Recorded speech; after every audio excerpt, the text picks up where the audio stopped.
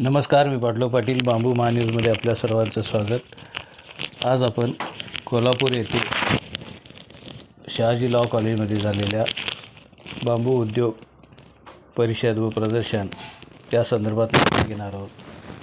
Council of education Kolhapur, Ratnabhau Kumbhar memorial trust, पाटलो Patil bamboo research foundation यांच्या वतीने घेण्यात आलेल्या परिषदेबद्दल आपण माहिती घेऊया.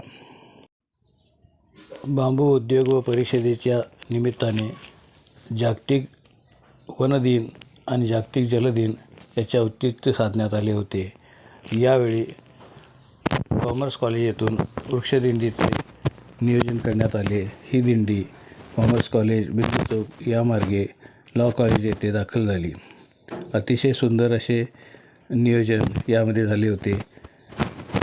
यामध्ये प्रामुख्याने काउन्सिल ऑफ एज्युकेशनचे सचिव डॉक्टर विश्वनाथ मगदूम, अन्य मान्यवर, विद्यार्थी, प्राध्यापक सहभागी झाले होते.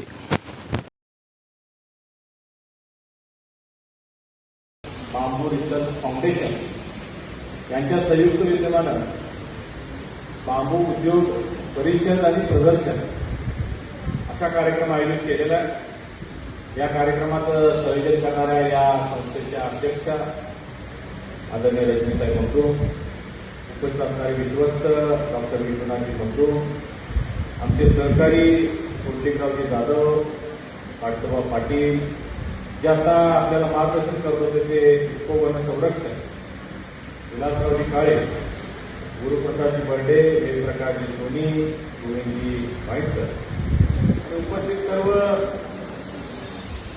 विद्यार्थी आहेत, सर्व काही शेतकरी दिसतात. कमी त्या बांबूपासून निर्मित होणाऱ्या वस्तूंचं इथं प्रदर्शन केलं आणि एवढं मोठं दालन तुम्ही आम्हा कोल्हापूरकरांसाठी निर्माण करून तज्ञ प्रशिक्षकांना इथं बोलवून त्यांच्या हस्ते मार्गदर्शन करणार आहात. त्याबद्दल मी दोन्ही उभयांचं मगदूम परिवाराचं मनपूर्वक अभिनंदन करतो. तुम्ही करत असलेल्या या कामाचं मी कौतुक करतो आणि पुढे भविष्यात सर या काय आणखी करायचं तर आम्ही लोकप्रतिनिधी म्हणून तुमच्यासोबत आहोत. तुमच्या या उपक्रमाला खूप खूप शुभेच्छा. सर्वांना जागतिक वन दिनाच्या खूप शुभेच्छा. धन्यवाद. जय हिंद, जय महाराष्ट्र. कोल्हापूर जिल्ह्यात शेतीला पोषक हवामान आहे. भरपूर सूर्यप्रकाश आणि मुबलक पाणी असल्यानं पश्चिम महाराष्ट्रात मुबलक पीक येतं. अजूनही बहुतांश शेतकरी प्रामुख्यानं ऊसाची लागवड करतात, पण त्यातून आता जमीन खारफुटीचा धोका वाढतोय. शेतकऱ्यांनी आता बांबू लागवड करून पर्यावरण रक्षण आणि आर्थिक उन्नती साधावी असं आवाहन खासदार धनंजय महाडिक यांनी केलं. कोल्हापुरातील शहाजी लॉ कॉलेजमध्ये झालेल्या बांबू उद्योग परिषद आणि प्रदर्शनाच्या उद्घाटन प्रसंगी ते बोलत होते. कोल्हापुरातील काउन्सिल ऑफ एज्युकेशन, देशभक्त रत्नाप्पा कुंभार memorial trust, Patloba Patil bamboo research फाउंडेशनच्या वतीनं जागतिक वन दिन आणि जलदिनानिमित्त कोल्हापुरात पहिल्यांदाच बांबू उद्योग परिषद आणि प्रदर्शनाचं आयोजन केलंय. 2 दिवसांच्या या प्रदर्शनाचं उद्घाटन खासदार धनंजय महाडिक, काउन्सिल ऑफ एज्युकेशनच्या अध्यक्षा रजनीताई मगदूम, डॉक्टर विश्वनाथ मगदूम, उपवनसंरक्षक विलास काळे यांच्या हस्ते आणि वनस्पतीशास्त्र विभागाचे डॉक्टर मानसिंगराव निंबाळकर, बांबू इंडियाचे योगेश शिंदे, पाटलोबा पाटील, सुहास मोरे यांच्या उपस्थितीत झालं. कोल्हापूर वन विभागाचे उपवन संरक्षक विलास काळे यांनी बांबूबद्दल माहिती दिली. दगडी कोळशा इतकाच बांबूमध्ये उष्मांक असतो. बांबू लागवडीचा खर्चही कमी असून दर 4 वर्षांनी पीक हाती येतं. सध्याच्या काळात बांबूला प्रचंड मागणी आहे, त्यामुळे शेतकऱ्यांनी बांबू लागवडीकडे वळणं गरजेचं असल्याचं काळे यांनी सांगितलं. प्लास्टिकच्या उत्पादनांना बांबू पर्याय ठरू शकतो. वैद्यकीय क्षेत्रात देखील बांबूचा उपयोग होतो. त्यामुळे पंतप्रधान नरेंद्र मोदी हे देखील बांबूचा प्रचार आणि प्रसार करत आहेत. शाश्वत पीक म्हणून बांबूकडे पाहिलं जात असून शेतकऱ्यांसाठी वरदान आणि पर्यावरणाचं रक्षण करणाऱ्या बांबूची लागवड फायदेशीर ठरेल. आपल्या शेतातही 25 एकरमध्ये यापुढे बांबू उत्पादन घेणार असल्याचं खासदार धनंजय महाडिक यांनी सांगितलं. बांबू उत्पन्न हे अतिशय शाश्वत पीक म्हणून आपण त्याला मानू शकतो. कारण बांबू एकदा लावला की तो 70 ते 80 वर्ष त्याचं आपल्याला यील्ड घेता येतं, त्याचं पीक घेता येतं आणि त्यामुळं ते खूप फायद्याचं आहे.